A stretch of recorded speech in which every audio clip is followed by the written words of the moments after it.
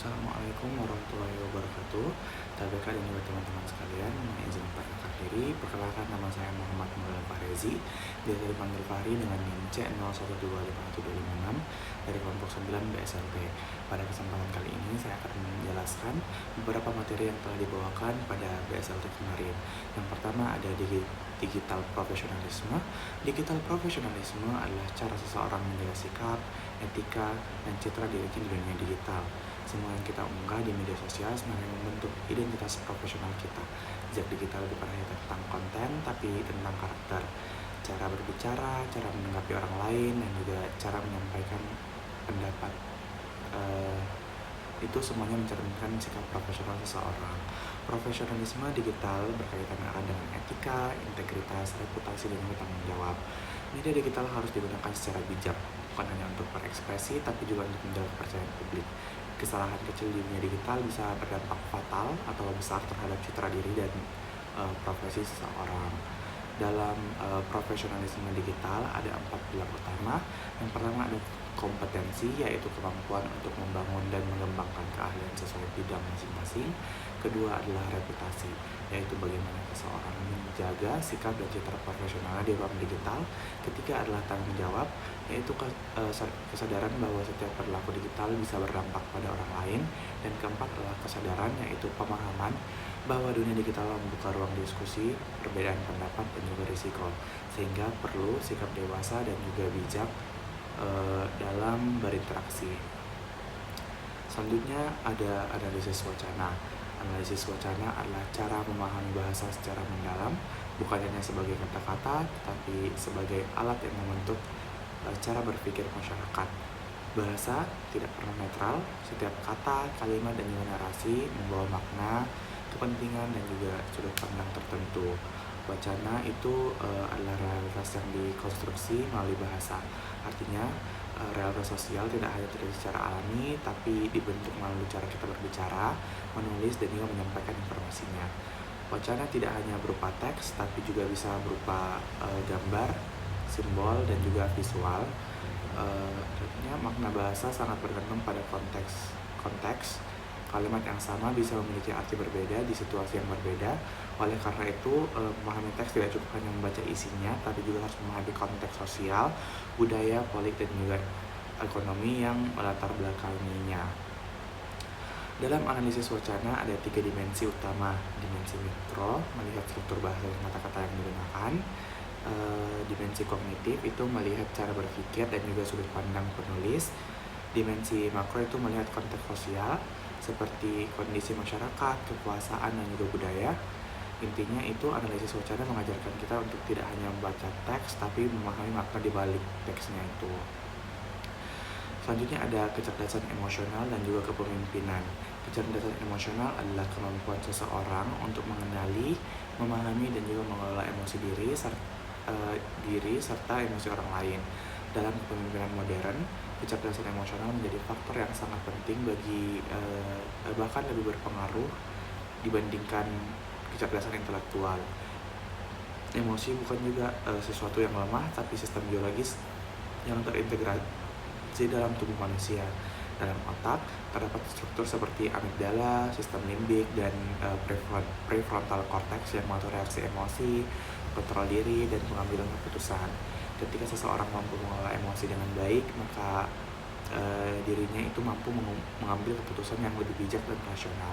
Kecerdasan emosional juga memiliki 5 komponen utama, yaitu kesadaran diri, pengendalian diri, motivasi, empati, dan juga keterampilan sosial.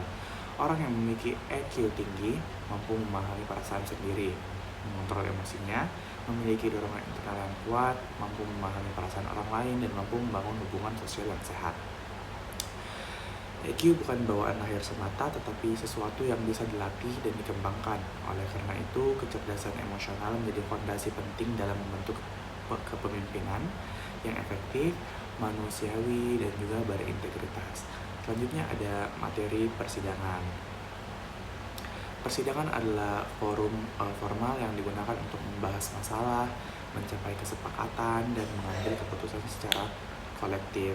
Sidang tidak hanya berfungsi sebagai ruang diskusi, tapi juga sebagai mekanisme organisasi untuk menciptakan keputusan yang adil dan juga sistematis. Persidangan memiliki peran penting karena keputusan itu tidak boleh bergantung pada satu orang saja, tapi setiap anggota forum memiliki hak untuk berbicara, hak suara, dan hak memilih. Hal ini menjadikan sidang sebagai bentuk demokrasi dalam organisasi. Adapun jenis-jenis persidangan yaitu dapat dibedakan menjadi berdasarkan sifatnya, yaitu sidang terbuka dan juga sidang tertutup, serta bisa juga dibedakan berdasarkan komponennya seperti sidang pleno dan juga sidang komisi. Dalam sidang terdapat unsur-unsur penting seperti pimpinan sidang, peserta sidang, tata tertib, dan juga forum. Presidium dalam persidangan terdiri dari ketua, sekretaris, dan juga timekeeper yang masing-masing memiliki peran dalam mengatur jadwal jalannya sidang. Ketukan palu juga memiliki makna simbolik, yaitu membuka sidang, menetapkan keputusan, dan juga menutup sidang. Semua ini menunjukkan bahwa persidangan bukan sekedar diskusi, tapi sistem formal yang terstruktur. Selanjutnya ada manajemen isu. Manajemen isu itu adalah cara mengelola permasalahan yang menjadi bahan perdebatan yang belum memiliki keputusan. Isu muncul karena adanya lebih dari satu pendapat sehingga perlu ditangani agar tidak berkembang menjadi konflik. Isu itu bisa dibilang dibagi menjadi dua jenis, yaitu isu insidental yang muncul secara tiba-tiba dan bersifat jangka pendek, serta isu strategis yang direncanakan berdampak luas dan juga bersifat jangka panjang. Berdasarkan waktunya, isu dapat berupa isu laten, strategis, dan juga insidental. Pengelolaan isu juga dilakukan melalui 4 tahap, yaitu identifikasi, pemetaan, penyaringan, dan juga penentuan prioritas. Penentuan prioritas itu dilakukan dengan melihat tingkat kepentingan dan juga urgensi isunya. Dalam menganalisis masalah, digunakan metode 6M yang mencakup manpower, machinery, material, measurement, mother nature, dan juga method, agar isu dapat dipahami secara menyeluruh dan ditangani secara tepat. Dan yang terakhir adalah teknik pembuatan kajian. Kajian itu merupakan landasan intelektual yang sangat penting dalam sebuah gerakan. Kajian juga berfungsi sebagai dasar berpikir, penentu arah tujuan, serta legitimasi atas setiap tindakan yang diambil oleh lembaga atau organisasi. Kajian yang baik juga harus disusun secara sistematis, rasional, dan juga strategis, dimulai dari pembukaan yang menjelaskan latar belakang dan juga gambaran umum isunya, kemudian dilanjutkan dengan isi yang menganalisis masalah berdasarkan realita di lapangan, dibandingkan dengan kondisi yang seharusnya terjadi, serta ditinjau dari aturan atau kebijakan yang dilanggar.